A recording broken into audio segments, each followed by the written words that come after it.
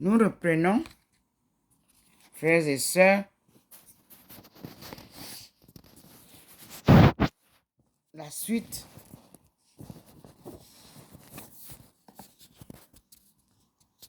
Et vous voyez comment je suis toujours illuminé.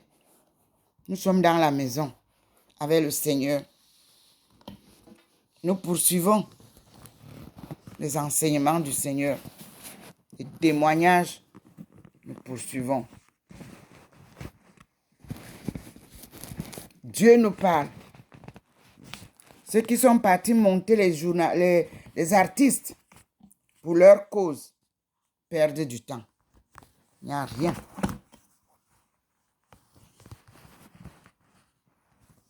Rien ne sera plus comme avant, mes enfants. C'est Dieu qui nous vient en aide.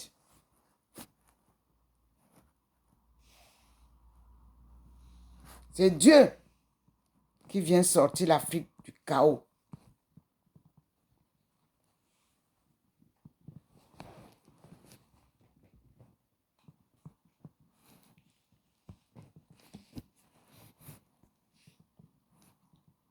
Nous assistons merveilleusement aux apparitions divines. À Dr Ndomo Melingi Thérèse, servante du Seigneur. C'est lui qui l'a choisi. On ne se lève pas un matin, on dit qu'on est servant du Seigneur. Aïe, c'est lui qui fait ça. C'est lui qui décide ça. Et tant qu'il n'a pas décidé de ça, vous pouvez crier sur les toitures. Non, il vous dit que, aïe, mangez et buvez. Puisque vous parlez avec des ignorants. Moi, Dieu, je ne vous connais pas. Et vous avez dans la Bible que quand il viendra, ceux qui se lèveront, qui diront que tu ne m'avais pas vu, il va vous demander que je t'ai vu où? Quand j'étais malade, tu es venu. Quand j'avais faim, tu es venu. Les voilà dans les rues, chez vous ici. Ces pauvres-là qui représentent Dieu. Ils sont dans les rues, nus en hiver. Je vous dis que l'hiver, c'est un froid qui vous rend raide. Vous, mes frères et sœurs d'Afrique, qui voulez à tout prix venir ici, il n'y a pas de vie pour vous ici. Je viens de vous lire l'agenda des femmes en 1995. C'est écrit par l'organisme des Nations Unies, le département, des Nations Unies, où moi qui vous parle, j'ai été coopté depuis 1995. Je lis, je relis, mais ce n'est que des discours. Boutros Ghali, c'est lui qui a fait cet agenda avec nous. Oui, des Nations Unies, pour la paix. C'est écrit en anglais et je demande à tous les enfants du pays d'apprendre l'anglais. Il y a beaucoup de choses que vous ignorez parce que c'est écrit en langue anglaise. On dit bien ici, An Agenda for Peace, 1995, second edition. Il y a eu une première édition. Ça, c'est la deuxième édition. With the new supplement and related UN document. À chaque fois, je recevais les documents parce que je travaille pour l'Afrique et l'Afrique fait partie intégrale aussi des Nations Unies. Même si nos présidents ne sont pas écoutés, ils devraient normalement être écoutés parce qu'ils font partie des Nations Unies. Je vous dis que l'Afrique est désormais libre. et doit participer en plein à tout ce qui regarde le monde. C'est Dieu qui dit ça. C'est Dieu qui dit que si vous ne libérez pas l'Afrique, vous n'avez rien fait. Vos caisses vont être vides, complètement vides. Le commerce avec l'Afrique est fini.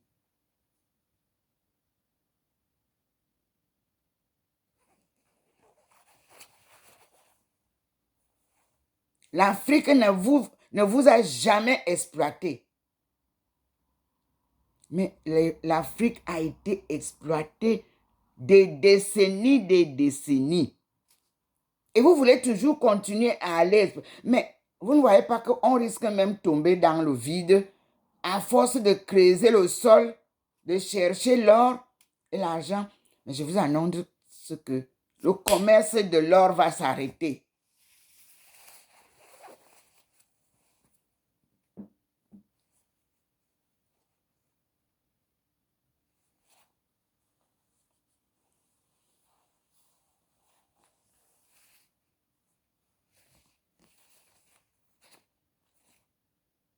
Dieu vous parle. Il a envoyé un message ce matin. Que la France est la première fille de l'Église. Prions pour la France.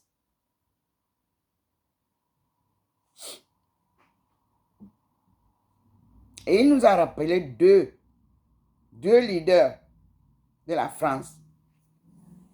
Jeanne d'Arc et le général de Gaulle.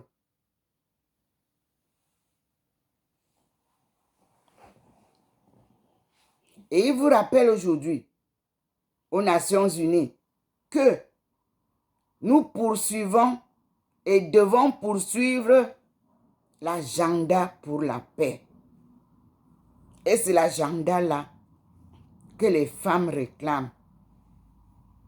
Elles qui sont violentées, brutalisées, manipulées, violées à travers tous les combats et les guerres.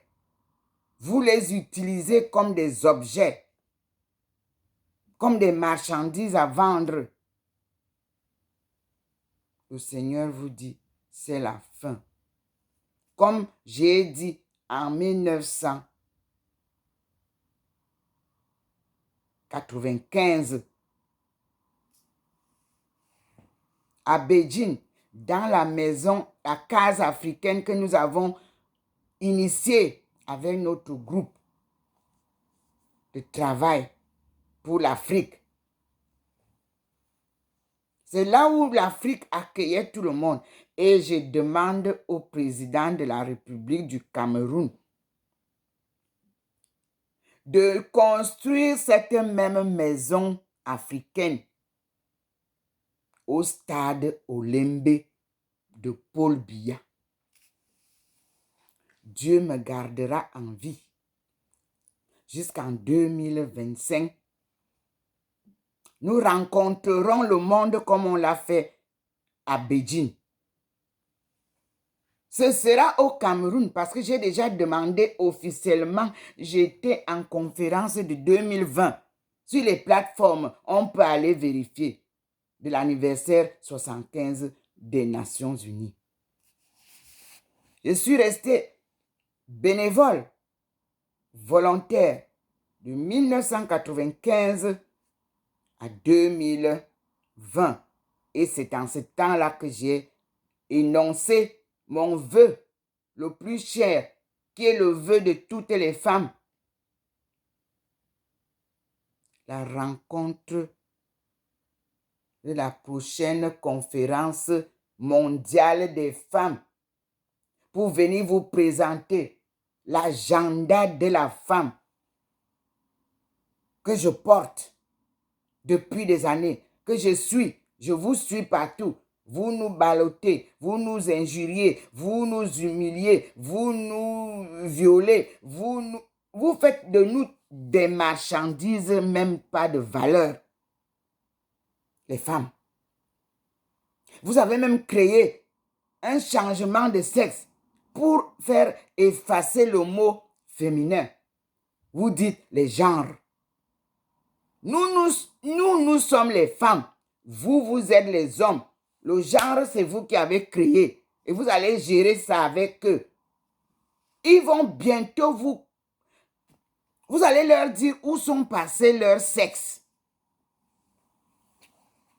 Ils sont devenus des femmes. Non. Dieu a créé l'homme et la femme pour qu'ils se multiplient. Et il vous dit aujourd'hui, vous allez régler le problème que vous avez créé, vous, colonisateurs, menteurs. Vous vous êtes fait des demi-dieux. Dieu est un Dieu complet. Il vous met face à vos erreurs.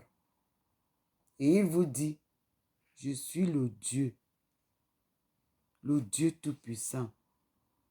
Et c'est moi qui vous parle à travers ma servante. Moi, je ne suis rien. Je ne suis qu'un instrument que Dieu utilise, mes frères et sœurs. Vous-même faites le constat. Les hommes deviennent les femmes.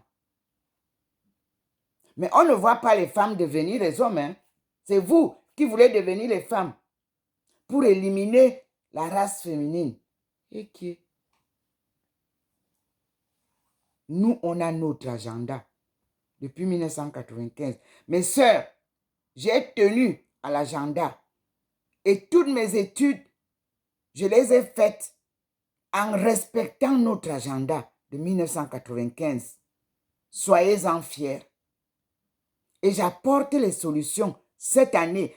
Avant 2025, vous aurez le livre.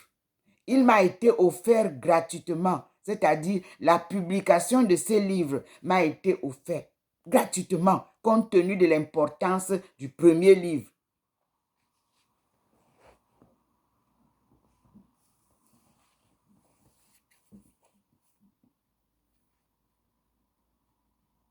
Dieu vous appelle. Peuple d'Afrique, Dieu vous appelle. Cessez d'être complice de votre destruction.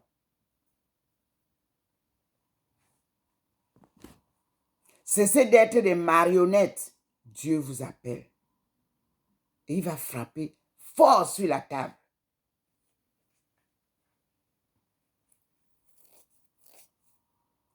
Nous attendons l'industrialisation de l'Afrique. Sans Pepsi, Pipsi, Pipsi, Paps. C'est comme ça que moi j'appelle ça. Parce qu'aujourd'hui, on vous donne tel produit. On vous dit que avec ça, tu vas produire ce que Dieu, lui, il a planifié, que ça se produit en 6 mois. Toi, tu vas produire ça en 1 jour. Et on a des cancers, on a de la tuberculose, on a toutes les sortes de maladies qu'ils veulent implanter pour vous vendre les produits qu'ils fabriquent. Aïe, Dieu dit non.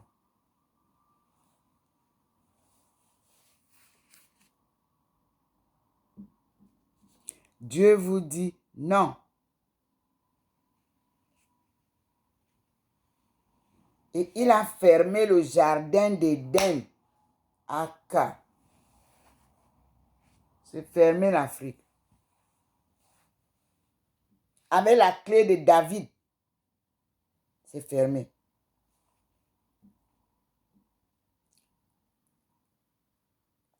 Cette clé-là, c'est une clé spéciale que Dieu donne pour chaque génération où il intervient. Quand il a donné à David, il intervenait au temps de David. Quand il m'a donné, c'est pour intervenir en notre temps maintenant. Et le pouvoir de cette clé est le même pouvoir à chaque génération.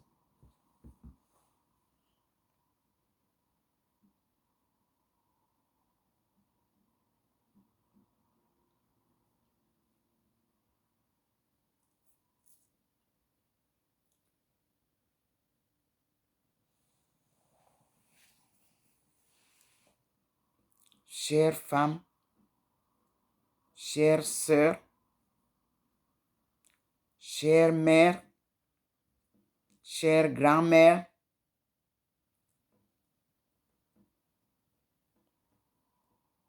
Dieu vous aime et il vous rappelle à l'ordre.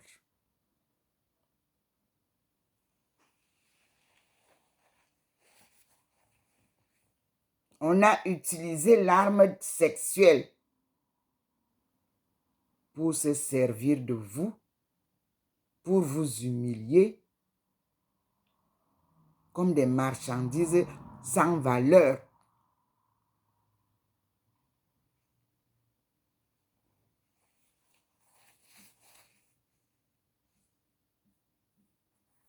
Vous êtes une créature digne. Les femmes, vous êtes une créature spéciale de Dieu pour procréer. Comment avez-vous pu imaginer devenir des objets sexuels? Comment avez-vous pensé à ça? Comment vous-même, vous mettez-vous devant les miroirs, les femmes, posez-vous la question, qui suis-je? Demandez-vous, même si vous n'avez pas fait d'enfant, vous avez cette même valeur. Ne vous limitez pas. Mon père a montré l'exemple dans sa concession. Parce que moi, je ne vous cite pas des choses en l'air, hein. Je cite des choses que j'ai vécues. La femme chez nous qui n'a pas fait d'enfant s'appelait Nkanga. Mais allez voir le nombre d'enfants qui grouillaient dans la maison de Nkanga. Malgré sa mauvaise éducation, il va appeler ça comme ça. Les enfants étaient avec parce que papa avait dit, il n'y a pas la maman de ici dans ce village. Vous êtes tous les enfants de toutes vos mamans. On n'avait jamais appelé la femme de papa que Nkanga, ou bien Yvan, ou bien Ngwanminka, ou bien non, ou bien Meling, maman. Tout le monde était appelé maman. Et tu dois donc t'approcher d'elle pour qu'elle sache que c'est elle que tu appelles. Tu ne vas pas dire que Ananke. Et qui? Maman. Nous avons grandi comme ça. Là, on parle de la cour d'un patriarche. Vous maintenant, vous appelez vos patriarches comme les simples Nangaboukoula qui marchent dans la rue. Et vous dites qu'ils sont patriarches. Hein?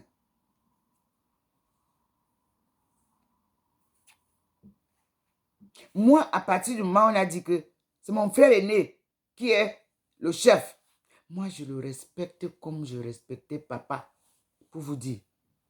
Je relate l'histoire avec des passages. Ce n'est pas parce que non, je lui dois tout le respect que je donnais à papa. Oui. Mais c'est à lui de faire son travail. Moi, je fais le mien.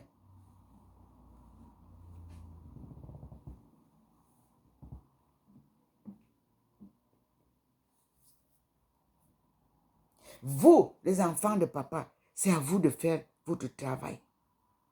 Pour que le nom de papa reste toujours au niveau que lui-même l'a placé. Parce que nous, enfants de papa, on n'avait pas le droit de dire que je suis la fille d'un Djamon. Je suis le... Jamais de son vivant. Tu parles en ton nom. C'est ce qu'il disait. Maintenant, nous pouvons le citer pour vous raconter son histoire. Mais de son vivant, c'est vous qui disiez, voilà la fille de Ndjamon. Mais moi, je ne pouvais pas sortir ça de ma bouche, que je suis la fille de... Jamais. Quand toi, tu dis comme ça, mon petit sourire t'accueille, je souris seulement comme ça.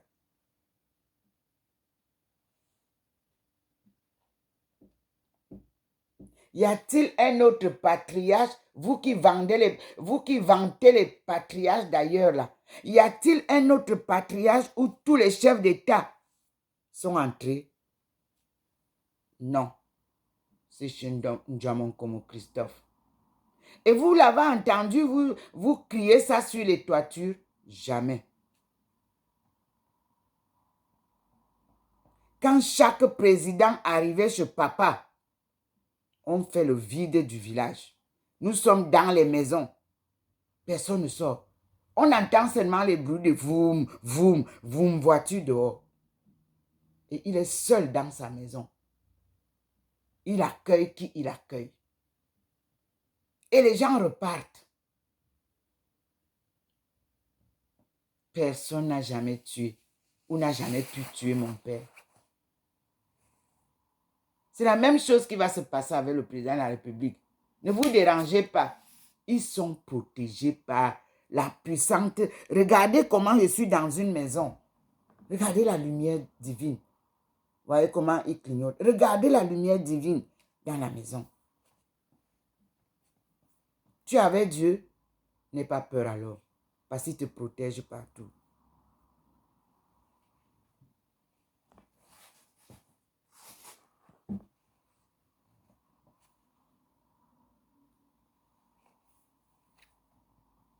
Dieu est merveilleux. Il nous aime. Il nous protège. Il nous guide. Il nous conseille. Je crois que ce matin, vous avez de très bons enseignements. Ici, je vous ai fait théorie et pratique, spirituel et matériel, spirituel et humain. Les enseignements sont riches. Écoutez, méditez et cherchez à trouver la raison. Vous êtes égarés, nous sommes égarés, ils sont égarés. Eux-mêmes qui nous ont colonisés sont aussi égarés. C'est pour ça que je dis, vous êtes égarés, nous sommes égarés, ils sont égarés aussi.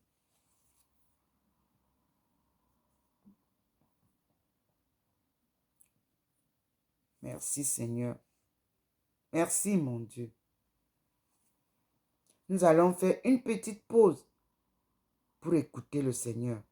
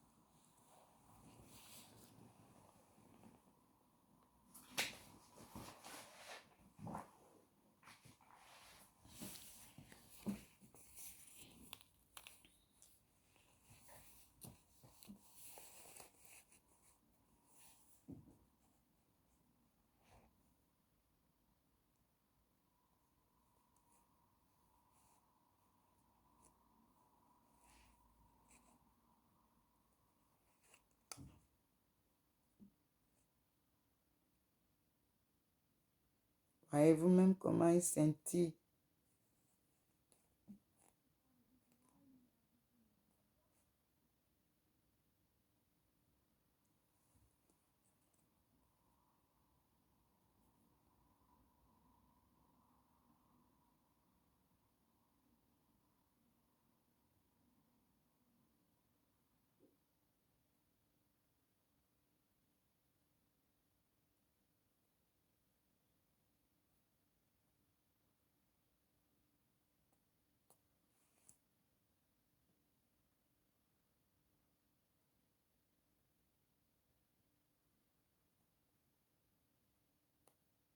Observez le plafond. Sa lumière scintille. Observez autour de ma tête aussi.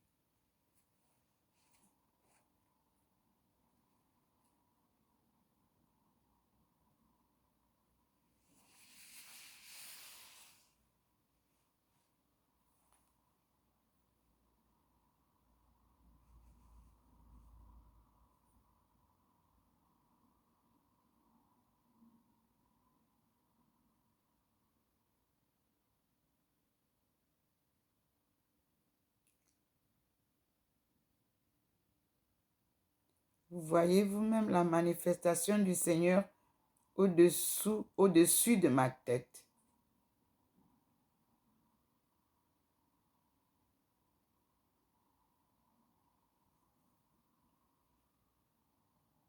Louons Dieu. Écoutons Dieu.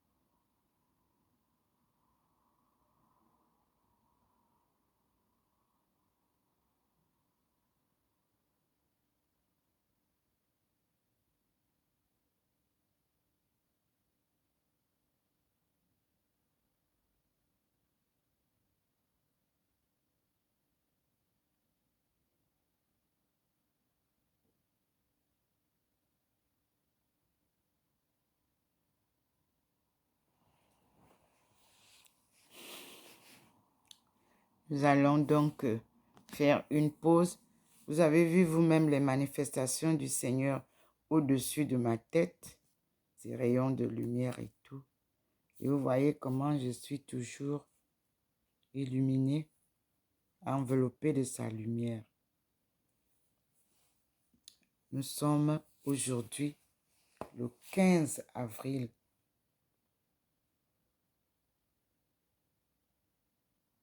2022. Et le Seigneur accompagne la mission sacrée de son appelé, sa servante qu'il a choisie. Nous disons gloire à Dieu.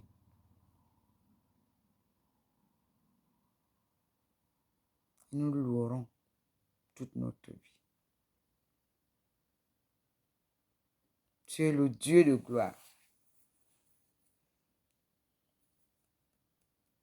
Le Dieu suprême, créateur.